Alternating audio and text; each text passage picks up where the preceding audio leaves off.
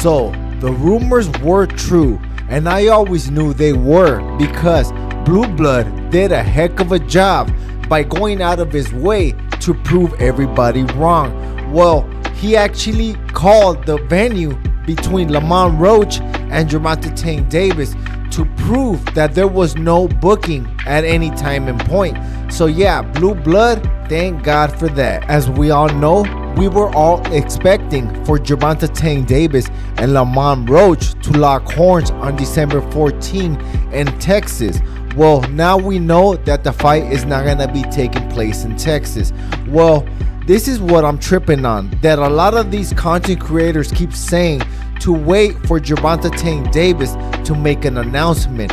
But we all know that Gervonta Tank Davis did make an announcement, and when everybody said that the fight was not gonna be taking place on December 14 in Houston, Gervonta Tank Davis comes out and says cap. So this one is for Ellie Sekback and Boxing Eagle. Should we keep still waiting on Gervonta Tank Davis to make these narratives? I don't know if they're false or not, because he said it was cap, obviously, right? So if it's not cap, then why is the fight not gonna be taking place on December 14th in Houston now? And I heard this fight is now gonna be taking place on the undercard of David Benavidez and DAVIDMORRELL. So should we keep waiting for Gervonta Tank Davis to keep saying cap? Because he is known to actually post on social media and then delete these messages. What's up with that? Cause my boy Blue Blood actually went out of his way to make sure that Gervonta Tank Davis was telling the truth or if he was just capping. He actually called the venue in Houston to make sure if the event was taking place, but it was not. He actually had the recording on the YouTube to make sure that everybody heard the talk. And yeah, they said that there was never an event booked either on December 7th or December 14th. Thank God for Blue Blood. And if you guys follow my small channel, you guys already know what I'm gonna say, that the usual suspects are working long and hard to debunk this and try to make a false narrative. But no, they already agreed to it because they know that these rumors actually turn into facts now. I really don't want to name any names because Boxing Eagle will get mad, and I'm just gonna call these guys the PBC writers, and they're always working long and hard to actually promote the PBC, like if the PBC is paying them. Or I have no idea why they're always just talking about the PBC. Don't get me wrong, the PBC is great. I love the PBC, but I love Top Rank 2, and I love Golden Boy 2, and Rematch Room, or Matchroom. Sorry, I didn't mean to disrespect you guys, but everybody calls you Rematch Room. I was also wondering this. We all know that the fight is going to be taking place. I don't know if it's going to be on the undercard of David Benavidez versus DAVIDMORRELL, because we all know Gervonta Tank Davis is a bigger name than David Benavidez. But the actual fight itself, David Benavidez versus DAVIDMORRELL, is a bigger fight than Gervonta Tank Davis versus Lamont Roach.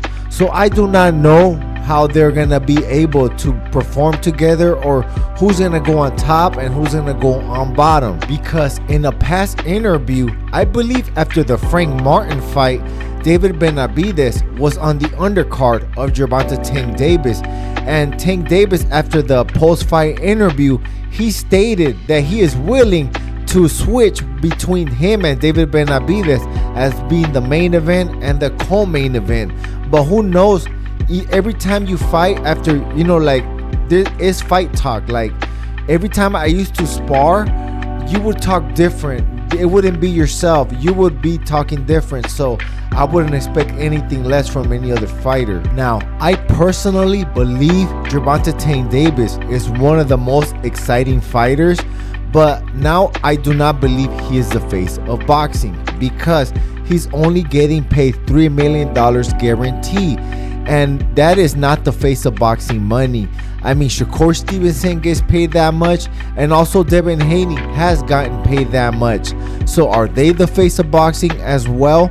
Even though we know Devin Haney has 2 losses, one in America against Ryan Garcia and one in Mexico, and Shakur Stevenson is not exciting at all. He doesn't even try to fight. He puts everybody to sleep. I always have to drink coffee. But I believe Tank Davis is on his way to becoming one of the faces of boxing. But at this moment, he is not. But I believe he is the next runner-up after Canelo leaves. Or if Canelo leaves right now, he will probably be the face of boxing.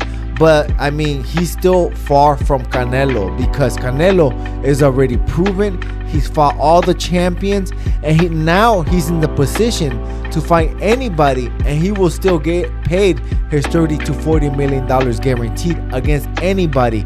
And Tank Davis is fighting a Lamont Roach, and if he was the face of boxing, he would get paid $30 to $40 million just like Canelo, or even more, since people praise this guy so much. I think they worship Tank Davis.